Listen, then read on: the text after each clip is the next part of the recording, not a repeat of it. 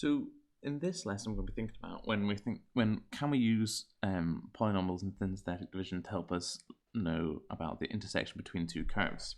So we're saying find the coordinates between the two curves of y equals x cubed and y equals minus x squared. I've actually shown you a sketch over here because it actually helps visualize it a lot more. So when it's an intersection, we want to know this point here, we want to know this point here, and we want to know this point here. But you won't have this in the exam. Well, probably won't have it in the exam, and you might do. But this is what we're trying to do. So how can we figure out when these are going to connect? Well, we've got two expressions for y.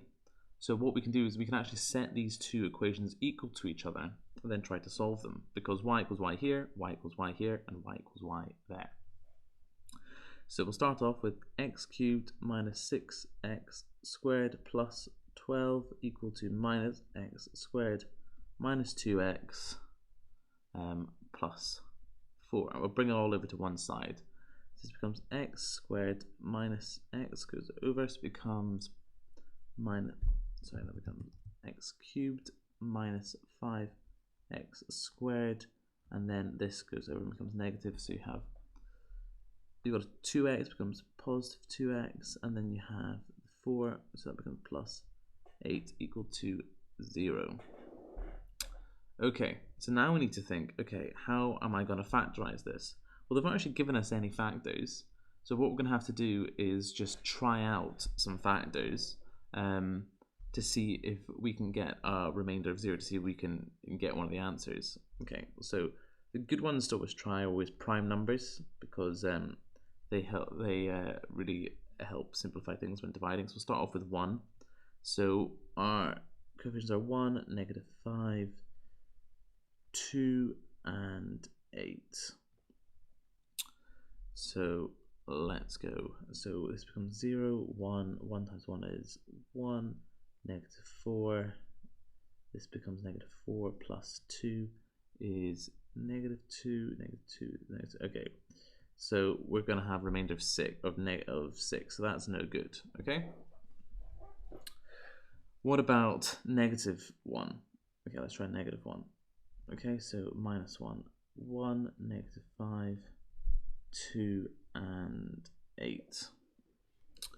So we go 0, 1, this becomes negative 1, this becomes negative 6, and it goes to positive 6, then that goes to 8, then we go negative 8, and we have a nice remainder here of 0. So there we can say that x plus 1, because we used minus 1 is a factor as r equal to 0.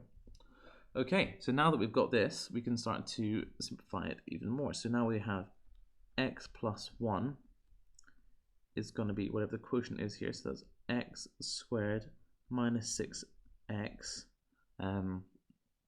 plus 8. Okay, so now we need to think of the factors of this expression here. So what multiplies up to 8? Well, we have 1 times 8, 2 times 4, and then we have the negative variations of it. So we want it to be positive 8, but we need it to be negative 6. So we need two numbers that are going to add up to make negative 6 and times together to make to positive 8. So it's going to be negative 4 and negative 2.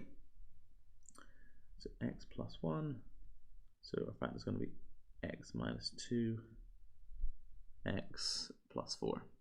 Nope, x minus 4 even, x minus 4. Okay, so what are our roots here?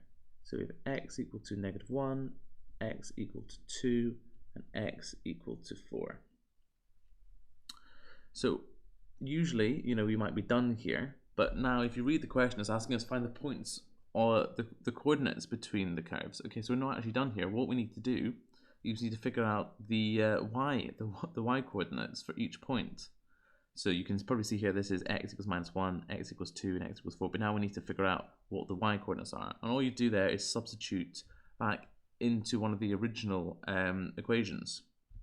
So we'll just do the y equals negative x squared minus 2x plus 4. We'll just do that for our equation because it's just slightly simpler. So we'll do y negative 1 equals negative 1 squared minus 2 times negative 1 plus 4, and that's equal to negative 1 plus 2 plus 4, so that equals to negative 1, 5. So that's our first one there. But y2, or y equal to, we put negative 4 squared, or negative 2 squared even, negative 2 squared minus 2, negative 2 plus 4, which is equal to minus 4 plus 4 plus 4, so those 4s will cancel, so that's equal to 4, so that's equal to 2, 4, 2 negative 4, my apologies.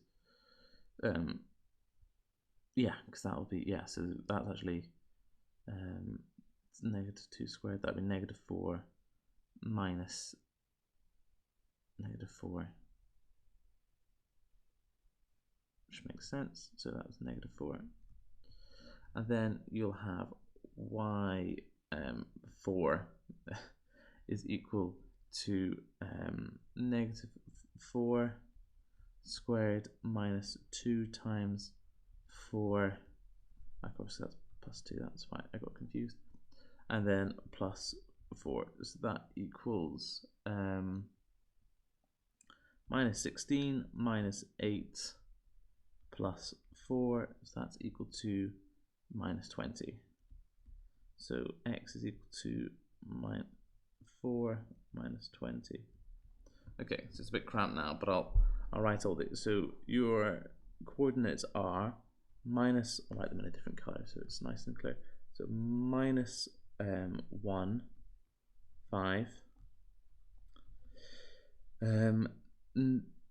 2, 4, negative 4 even, 2, negative 4, and 4, negative 20. So you can see here that they actually do make sense. They look about right on this graph. So that's pretty good just to visualize that, and that's what we're trying to do here. So that is your final answer. So that could be an example of an exam question that might come up.